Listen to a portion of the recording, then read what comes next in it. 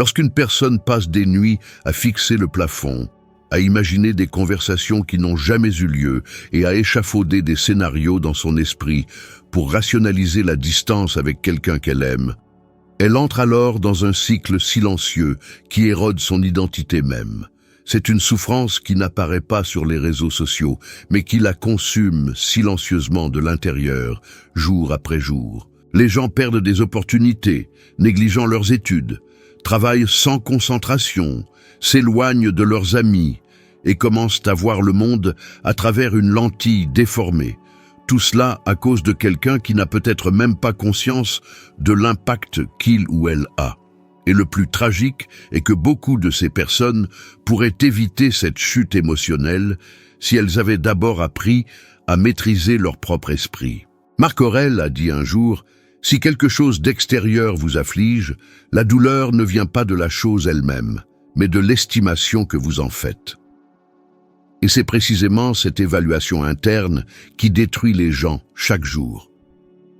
Peut-être avez-vous déjà vécu cela, prendre votre téléphone, ouvrir la discussion, relire d'innombrables fois d'anciens messages, essayant de comprendre où vous avez mal agi. Peut-être vous retrouvez-vous à analyser une story de 3 secondes, tentant de deviner ce que l'autre personne pense, ou peut-être vous sentez-vous invisible lorsque vous voyez qu'elle a lu votre message sans y répondre.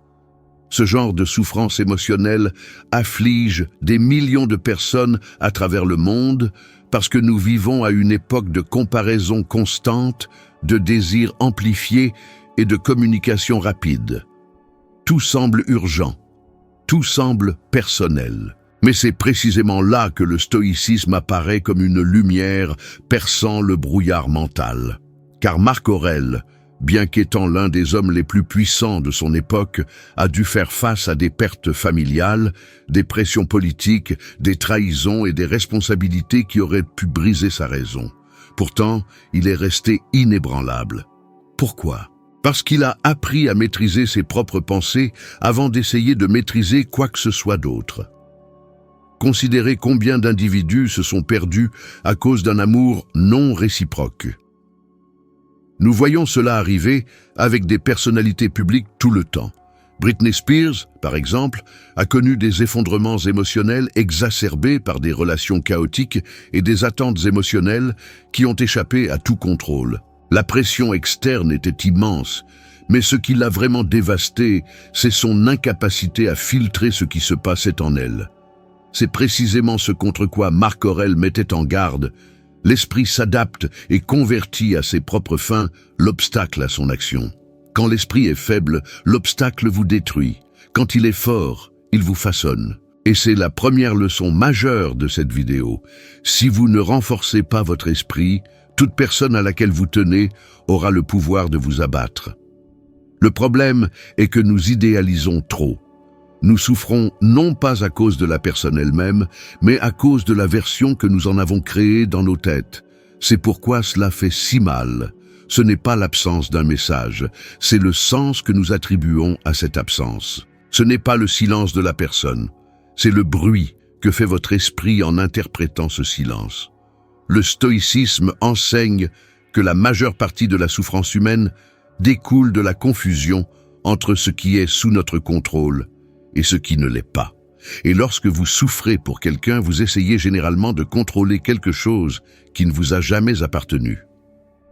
Marc Aurèle nous a rappelé: vous avez le pouvoir sur votre esprit, pas sur les événements extérieurs. Le problème est que presque personne n'applique ce principe à l'amour. La bonne nouvelle est qu'apprendre ce principe change tout.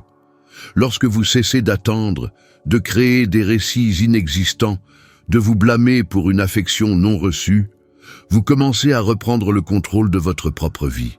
Et cette vidéo a été créée précisément dans ce but.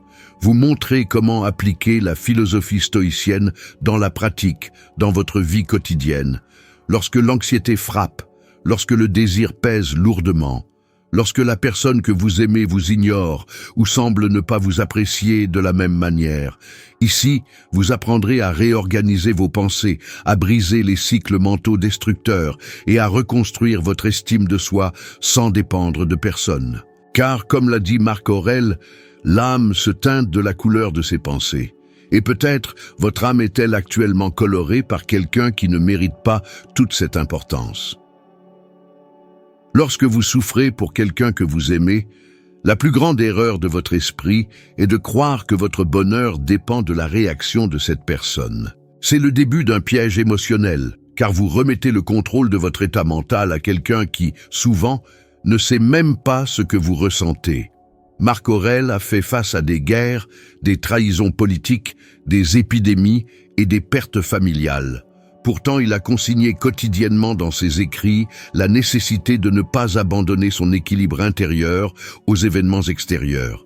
Il a dit « La vraie tragédie est de se perdre en essayant de plaire aux autres. » Et lorsque nous appliquons cela à l'amour, nous réalisons à quel point il est facile de perdre sa propre identité en essayant de conquérir quelqu'un qui n'a jamais offert de réciprocité.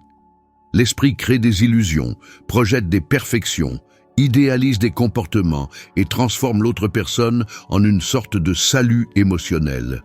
Et plus vous essayez de vous rapprocher, plus cette personne semble distante. Cela détruit progressivement l'estime de soi. Les neurosciences modernes confirment ce schéma. Des études montrent que lorsque vous créez une attente émotionnelle non réciproque, le cerveau active les mêmes zones associées à la dépendance chimique. C'est pourquoi il est si difficile d'arrêter d'insister, d'arrêter de consulter votre téléphone, d'arrêter de ressasser ce qui aurait pu être. C'est pourquoi vous revisitez d'anciennes conversations, interprétez des signaux inexistants et vivez dans une sorte de délire émotionnel modéré. C'est l'esprit qui mendie de la dopamine, essayant de trouver chez quelqu'un d'autre ce qui manque en vous-même. Mais voici le point que Marc Aurèle enseignerait. Personne n'est obligé de vous donner ce que vous devriez apprendre à générer par vous-même. Et cela devient évident lorsque vous réalisez combien de personnes souffrent pour les plus petites choses. Un message lu qui reste sans réponse se transforme en douleur. Une réponse froide devient une raison de tristesse. Un rendez-vous annulé devient une preuve de rejet, mais la réalité est différente.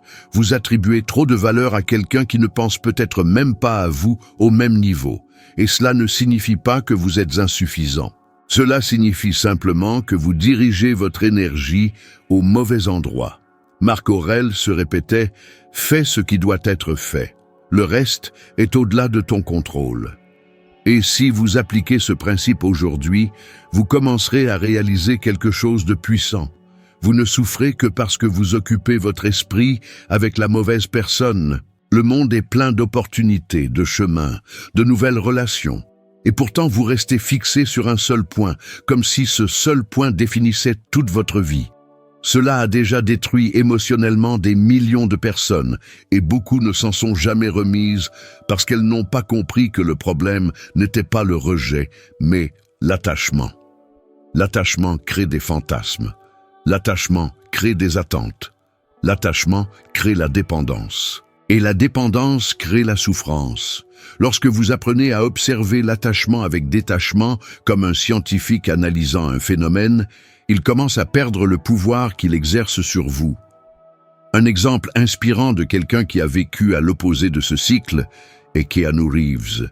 Il a perdu des personnes importantes, a enduré de profondes tragédies personnelles, et pourtant il a maintenu un équilibre émotionnel admirable. Non pas parce qu'il ne ressentait pas de douleur, mais parce qu'il ne s'accrochait pas à ce qui était hors de son contrôle. Il mène une vie simple, centrée, alignée sur des principes qui ressemblent fortement au stoïcisme. Sa sérénité ne venait pas du monde, elle venait de la façon dont il choisissait d'interpréter le monde. Et c'est exactement ce que Marc Aurèle enseignait. Votre esprit est votre forteresse. Si vous construisez cette forteresse, personne ne pourra vous démanteler émotionnellement. Mais il y a quelque chose d'encore plus important. Vous devez commencer à appliquer cela maintenant. Demandez-vous, pourquoi confier mon humeur quotidienne à la réaction de quelqu'un d'autre? Pourquoi laisser le silence de quelqu'un contrôler mes émotions? Pourquoi placer mon estime de soi entre les mains de quelqu'un qui ne me connaît pas vraiment? Ces questions ne visent pas à vous blâmer. Elles visent à vous éveiller. car la plupart des gens vivent comme s'il était normal de souffrir, de s'humilier, d'insister, d'essayer de faire ses preuves, alors qu'en réalité, cela n'affaiblit que leur essence. La clé réside dans la reprise du contrôle, et cela commence chaque jour par de petites actions. Limiter les attentes, arrêter de relire d'anciens messages, pratiquer la concentration intérieure et vous rappeler que personne n'est obligé de satisfaire vos besoins émotionnels. Et avant d'approfondir encore cela, je dois vous demander quelque chose d'important. Si vous appréciez la vidéo jusqu'ici, veuillez appuyer sur le bouton « J'aime » et vous abonner à la chaîne. C'est essentiel pour que le contenu continue d'atteindre plus de gens et pour que la chaîne se développe. Chaque « j'aime » et chaque abonnement fait une différence tangible dans l'avenir de ce projet. Votre soutien maintient ce message en vie et permet à de nouvelles vidéos comme celle-ci de continuer à exister. L'une des plus grandes causes de souffrance pour quelqu'un que vous aimez est la tendance à croire que l'émotion est un signe du destin. Vous ressentez quelque chose de fort et créez immédiatement le récit que cela signifie quelque chose de plus grand. Mais Marc Aurèle enseignait que le sentiment n'est pas un oracle. C'est simplement une réaction interne, façonnée par les attentes, les illusions et les habitudes. Il a dit « La plupart de ce que nous pensons essentiel n'est que fumée ». Et c'est exactement ce qui se passe lorsque vous vous abandonnez à des pensées répétitives concernant une personne. Vous commencez à croire que votre intensité émotionnelle est la preuve qu'elle devrait faire partie de votre vie, alors qu'en réalité, souvent, ce n'est que le résultat du vide que vous avez laissé grandir en vous-même. L'esprit confond l'intensité avec l'importance. Et quand cela se produit, on finit par s'accrocher à quelqu'un qui n'occupe peut-être qu'un espace qui devrait être dédié à votre propre épanouissement personnel. La psychologie moderne le confirme en démontrant qu'une grande partie des passions intenses est alimentée par l'incertitude. Lorsqu'une situation est prévisible, stable et sereine, le cerveau s'apaise. En revanche, quand quelque chose est incertain, ambigu ou rempli de signaux contradictoires, cela déclenche un cycle d'hyperfocalisation. C'est pourquoi vous pensez constamment à cette personne. Ce n'est pas qu'elle soit intrinsèquement spéciale, mais parce qu'elle crée des stimuli qui vous placent dans un état d'alerte émotionnelle. Et plus cette personne semble instable, plus votre esprit lui attribue de la valeur. Ceci donne naissance à ce que Marc Aurèle appellerait une auto-incarcération. Il mettait en garde contre le danger de devenir l'otage de sensations sans lien avec la réalité. Quand on applique cela à l'amour, on se rend compte que beaucoup de gens ne souffrent pas pour la personne, mais de l'addiction émotionnelle alimentée par l'incertitude. Nombreux sont ceux qui vivent ce schéma pendant des années. Ils s'engagent dans des relations déséquilibrées, s'obstinent auprès de quelqu'un qui montre peu d'intérêt, fondent leurs attentes sur des miettes d'attention et se reprochent de ne pas être assez bien. Ce type de comportement a ruiné des vies, des carrières et des réputations. Pensez au cas de Lindsay Lohan, qui a traversé d'intenses turbulences publiques et comment une partie de ses déboires émotionnels et comportementaux provenait précisément de relations amoureuses instables et de schémas d'attachement chaotiques. Ce n'est pas la personne qui a détruit sa stabilité, mais plutôt la manière dont elle a réagi émotionnellement à cette instabilité. Marc Aurèle enseignerait que la vraie liberté commence lorsque l'on apprend à distinguer l'émotion passagère de la valeur authentique. Il répéterait « Tout ce que nous voyons est une opinion, pas un fait ». Et si vous observez honnêtement, vous verrez qu'une grande partie de ce que vous ressentez est une opinion créée par votre esprit et non une représentation exacte de la réalité. Le stoïcisme offre quelque chose de puissant. L'observation de vos émotions avec détachement. Non pas les supprimer, mais les analyser. Demandez-vous, pourquoi est-ce que je ressens cela? Est-ce le fruit d'une attente, d'une idéalisation, d'un désir ou d'un besoin accumulé? Cet exercice mental fonctionne comme un filtre, séparant le réel de la fantaisie émotionnelle. Appliquez cela dans votre vie quotidienne. Par exemple, lorsque vous ressentez le besoin impérieux d'envoyer un long message explicatif, marquez une pause et demandez-vous si c'est vraiment nécessaire ou si c'est juste l'anxiété qui cherche une validation. Lorsque vous ressentez de la tristesse parce que la personne n'a pas rendu l'appareil, demandez-vous si vous réagissez au fait lui-même ou au sens que vous avez attribué à ce fait. Lorsque vous vous surprenez à imaginer des futurs parfaits, demandez-vous si cela provient d'une connexion authentique ou d'une projection interne construite pour combler un vide. Marc Aurèle défendait l'idée que l'observation de ses propres pensées est le fondement de la liberté émotionnelle. Cela nous mène à un défi pratique. Pendant les 3 prochains jours, chaque fois que vous ressentirez quelque chose en rapport avec la personne que vous aimez, notez rapidement ce que vous avez ressenti et ce qui, selon vous, l'a provoqué. Il n'est pas nécessaire que ce soit éloquent, organisé ou profond. Soyez juste honnête. Au terme du 3e jour, relisez tout. Vous réaliserez qu'une part significative des émotions qui vous submergent n'est pas causée par la personne, mais par votre interprétation interne. Cet exercice simple, réitéré par de nombreux spécialistes de l'esprit, réduit drastiquement l'intensité émotionnelle car il rompt le cycle automatique de la souffrance. C'est comme si vous éclairiez chaque recoin sombre de votre esprit. Et là où il y a de la lumière, la peur diminue. L'objectif ici n'est pas de vous faire cesser d'aimer quelqu'un. L'objectif est de vous aider à reprendre le contrôle de vous-même. Car lorsque vous apprenez à observer vos émotions, au lieu de vous y perdre, quelque chose de puissant se produit. Vous cessez d'être une victime de votre cœur et commencez à être le maître de votre vie. Et c'est ce que Marc Aurèle croyait que chaque être humain devrait rechercher. L'une des plus grandes erreurs commises par ceux qui souffrent pour quelqu'un est de croire que s'ils essaient suffisamment, montrent assez ou poussent juste un peu plus, un jour tout se mettra en place. Cette idée est dévastatrice car elle vous place dans une position de mendiant d'attention. Marc Aurèle mettait précisément en garde contre cela lorsqu'il disait « Cesse de souhaiter que les choses arrivent comme tu le veux. Souhaite plutôt qu'elles arrivent comme elles doivent arriver. » Cette phrase semble simple, et pourtant elle brise une illusion qui consume des millions de personnes. L'illusion que la persévérance changera la volonté d'autrui. Lorsque vous insistez trop, vous ne faites pas preuve d'amour. Vous démontrez un manque de maîtrise interne. Et lorsque vous perdez le contrôle interne, vous perdez tout. La concentration, la dignité, la perspective et l'équilibre. La souffrance romantique naît de la tentative frustrée de modeler le monde à vos désirs. Et quand le monde ne se conforme pas, vous vous brisez intérieurement. Le plus curieux est que la grande majorité des personnes qui persistent vivent piégées dans un récit romantique qu'elles ont elles-mêmes créé. Elles croient qu'il s'agit d'une histoire d'amour interrompue, alors qu'en réalité, c'est une histoire d'attachement qui n'a jamais réellement existé.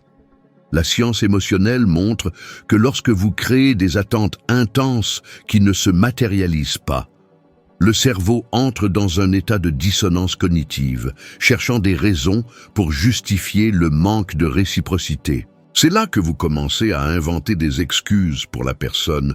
Elle est occupée, elle est timide, elle est différente, elle a peur de l'engagement. Tous ces récits sont des mécanismes mentaux pour protéger l'ego. Mais la vérité est dure. Si la personne le voulait, elle le montrerait. Marc Aurèle dirait que vous gaspillez de l'énergie à lutter contre la nature des choses. Il répéterait « Accepter ce qui arrive est le premier pas vers la paix ». Et pour illustrer cela, il suffit de regarder les personnalités publiques qui ont transformé leur vie précisément en comprenant ce principe. Un exemple est Chris Evans, qui a toujours fait preuve de discrétion et de maturité dans ses relations, privilégiant l'équilibre émotionnel et la cohérence interne au-delà de tout attachement dramatique. Sa trajectoire démontre que quelqu'un peut avoir une renommée mondiale, une pression constante et rester concentré sur ce qui est sous son contrôle. Il ne vit pas en réagissant émotionnellement au comportement des autres. Il vit en accord avec sa propre essence, et c'est le stoïcisme appliqué. Restez centré, quoi qu'il arrive autour de vous. Il ne s'agit pas d'être froid, il s'agit d'être ferme. Mais comment appliquer cela dans votre vie quotidienne quand votre cœur vous tire sans cesse en arrière? D'abord, vous devez comprendre que persister dans quelque chose qui n'existe pas draine votre énergie vitale.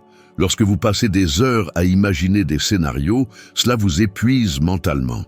Lorsque vous attendez un message, vous paralysez votre vie. Lorsque vous vous blâmez pour des sentiments non réciproqués, vous vous affaiblissez émotionnellement. Marc Aurèle enseignait que le plus grand gaspillage humain est de diriger sa force vers ce qui n'est pas sous votre contrôle. Et l'amour non réciproqué est précisément cela, la tentative de contrôler l'incontrôlable. Ainsi, la pratique stoïcienne ici est simple, profonde et difficile. Redirigez votre énergie vers ce que vous pouvez construire, non vers ce que vous désirez obtenir. Un exercice puissant pour cela est la substitution consciente. Chaque fois que vous remarquez que vous êtes sur le point d'envoyer un message impulsif, arrêtez-vous et remplacez l'action par quelque chose qui génère une valeur réelle. Lire, faire de l'exercice, apprendre, créer. Répéter cette habitude crée de nouvelles voies mentales. Des études montrent que lorsque vous redirigez à plusieurs reprises une impulsion émotionnelle, le cerveau commence à affaiblir le chemin neural qui a généré ce comportement destructeur.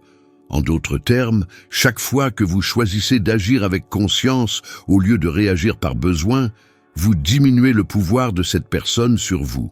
Marc Aurèle appellerait cela « éduquer son âme », car ce que vous pratiquez quotidiennement façonne la personne que vous devenez. Et voici un point crucial. Vous devez vous souvenir que votre valeur ne diminue pas parce que quelqu'un ne vous a pas choisi. Le monde ne tourne pas autour des choix des autres, il tourne autour de la façon dont vous y répondez. Lorsque vous acceptez de n'avoir aucun contrôle sur la volonté d'une autre personne, mais un contrôle absolu sur votre propre attitude, vous vous libérez. Et quand cette libération commence, quelque chose en vous change silencieusement. La douleur ne disparaît pas immédiatement, mais elle perd son emprise. L'attachement ne disparaît pas le premier jour, mais il diminue. Et graduellement, vous commencez à réaliser que la paix a toujours été disponible, simplement obscurcie par la persistance. Marc Aurèle a dit « Tout ce dont tu as besoin pour le bonheur est en toi, non à l'extérieur. Et peut-être est-il temps pour vous de le croire enfin. Il y a un point dans le voyage émotionnel où vous devez affronter la réalité la plus difficile. Une grande partie de la douleur que vous ressentez aujourd'hui n'a pas été causée par la personne que vous aimez, mais par la façon dont vous avez construit des attentes autour d'elle. Marc Aurèle a dit « Ce qui te nuit n'est pas le présent, mais le passé que tu t'obstines à porter. » Et c'est précisément ce poids émotionnel accumulé qui empêche des millions de personnes d'avancer. Elles s'accrochent à ce qui aurait pu se passer, non à ce qui s'est réellement produit. Elles conservent d'anciens messages comme s'ils étaient des preuves du destin. Elles relisent des dialogues comme si des messages secrets y étaient cachés. Elles reconstruisent des souvenirs, cherchant des signes de réciprocité. Mais la vérité était que cet attachement au passé vole le présent et détruit l'avenir. La souffrance persistante provient de la résistance à accepter que l'histoire ne s'est pas déroulée comme vous l'aviez imaginé. La philosophie stoïcienne propose quelque chose de simple mais transformateur. Séparer le fait du récit. Le fait est ce qui s'est passé. Le récit est ce que vous créez autour de cela. Le fait est que la personne s'est éloignée, a répondu au minimum, a montré du désintérêt, a changé de priorité ou a simplement avancé dans sa vie. La narration veut qu'il ressente encore quelque chose, qu'il soit confus, effrayé et qu'à un certain moment il réalise votre valeur. Quand vous mélangez les faits avec cette narration, vous souffrez. Quand vous les séparez, vous vous libérez. La psychologie contemporaine est unanime. La plupart des douleurs émotionnelles prolongées ne proviennent pas de l'événement lui-même, mais du sens qu'on lui attribue. Et lorsque vous examinez honnêtement votre passé, vous constaterez que ce qui vous brise le plus n'est pas l'absence d'une personne, mais la présence obstinée d'un récit dont vous ne parvenez pas à vous défaire. Mais Marc Aurèle soulignerait un autre point essentiel. L'amour qui mène à la destruction n'est pas un amour véritable. Il s'agit d'une dépendance émotionnelle déguisée. Et la dépendance s'installe lorsque vous attribuez à quelqu'un d'autre un rôle qui devrait être le vôtre uniquement. Validez votre existence, comblez votre vide, donnez un sens à vos journées. Dès l'instant où une autre personne devient votre unique raison de vous lever motivé, vous perdez votre autonomie. Et quand vous perdez votre autonomie, vous perdez votre liberté. Ceci a conduit des millions de personnes à l'auto-sabotage. Les relations toxiques, la jalousie incontrôlée, la peur de l'abandon, les comportements impulsifs, tout cela découle de la fausse idée que vous avez désespérément besoin de la présence d'autrui pour vous sentir stable. Marc Aurèle dirait que c'est là offrir votre paix en tribut à quelqu'un qui n'a jamais demandé à porter ce fardeau. Et voici un dernier exemple frappant. Dwayne The Rock Johnson. Il a traversé des périodes de profonde dépression, notamment après des ruptures traumatisantes et des moments d'instabilité.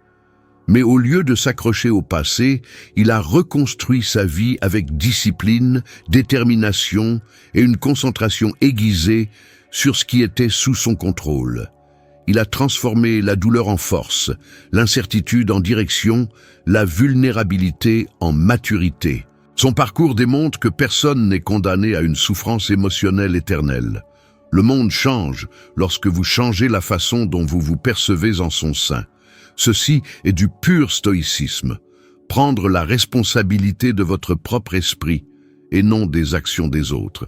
Et si vous souhaitez appliquer cela concrètement, voici un dernier exercice inspiré des écrits de Marc Aurèle. Pendant les 7 prochains jours, chaque soir, notez 3 choses que vous avez faites pour vous-même et qui ne dépendaient de personne d'autre. Cela peut être quelque chose d'anodin, faire de l'exercice, étudier, organiser quelque chose, prendre soin de votre corps, marcher, apprendre une nouveauté. Ceci a pour but d'entraîner votre esprit à reconnaître que votre vie ne tourne pas autour de la personne qui vous cause de la souffrance.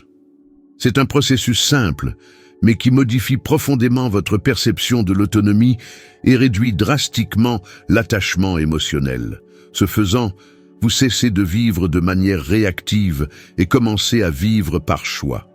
Et une fois que ce changement interne s'amorce, tout autour de vous se transforme également. La personne qui semblait autrefois irremplaçable ne devient qu'un souvenir. La douleur qui paraissait insurmontable se transforme en leçon. L'insécurité qui vous paralysait se dissipe. Et progressivement, vous réalisez que la vie a toujours avancé. Vous étiez simplement figé, attendant le retour de quelqu'un. La philosophie de Marc Aurèle nous le rappelle. Ne gaspillez pas votre vie à regarder en arrière. Ce qui est passé ne peut être changé, mais vous pouvez changer ce que vous faites à présent. Et c'est peut-être précisément le tournant dont vous aviez besoin. Et si ce message a résonné en vous, partagez-le avec cette personne chère qui pourrait avoir besoin d'entendre quelque chose de similaire aujourd'hui. Au plaisir de vous retrouver dans la prochaine vidéo.